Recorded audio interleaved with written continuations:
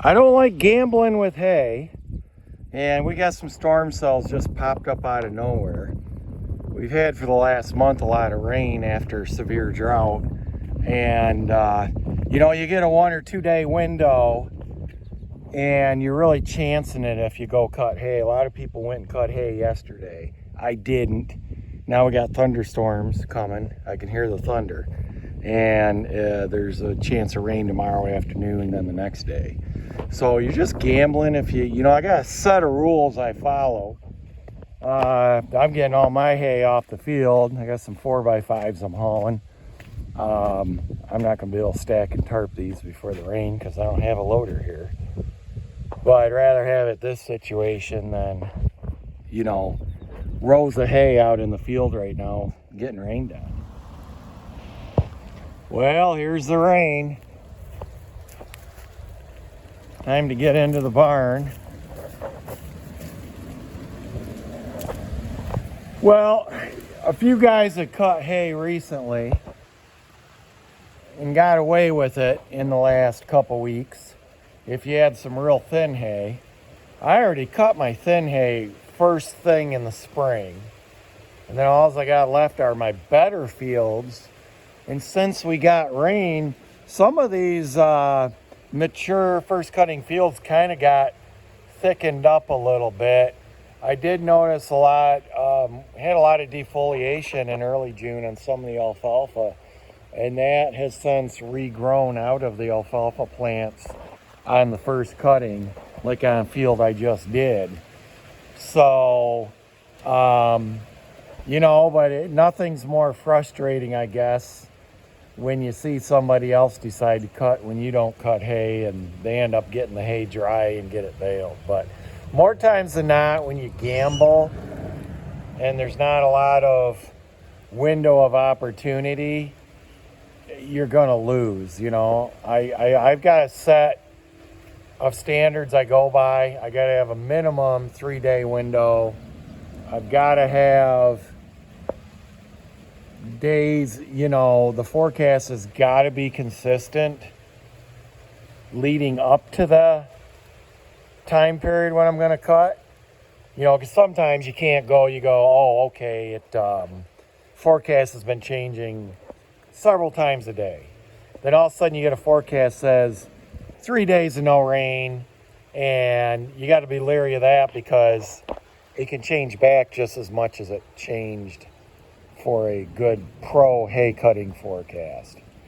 So, and I also like to see the forecast, be consistent among all the different forecasters, So mainly I'm using National Weather Service.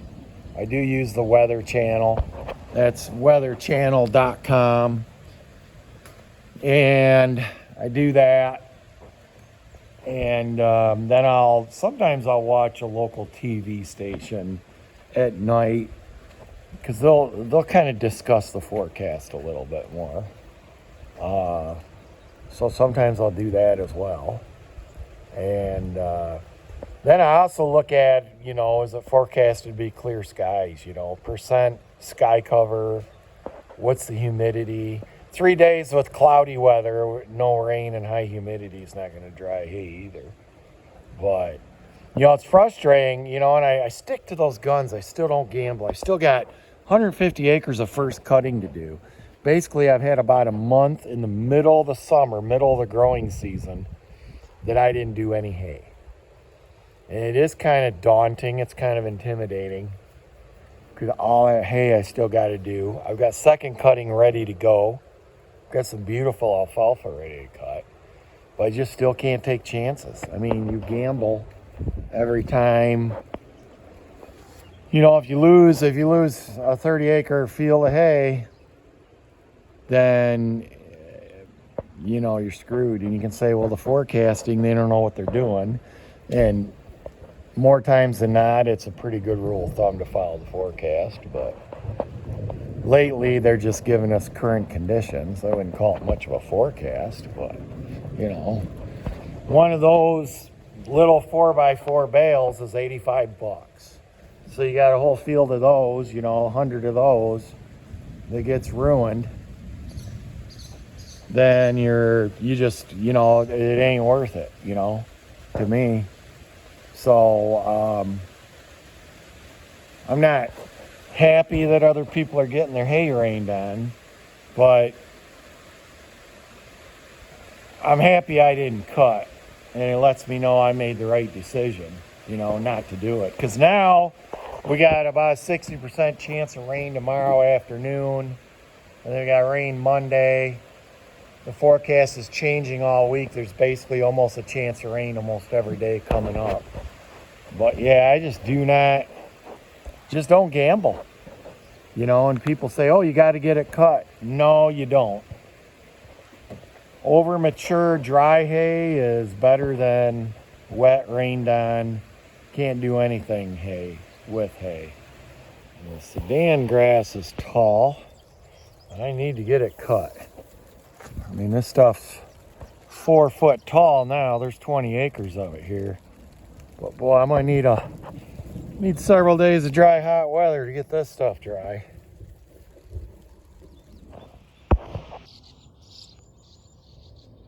Well, there's still a few bank swallows around. Most of them went back around the 1st of July.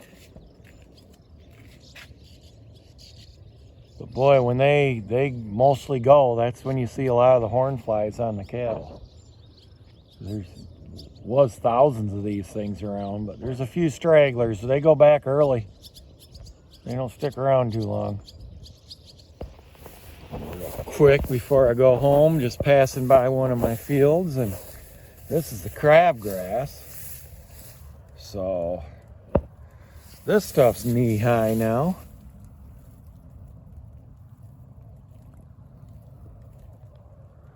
That stuff's doing spectacular. Red River crabgrass. It is.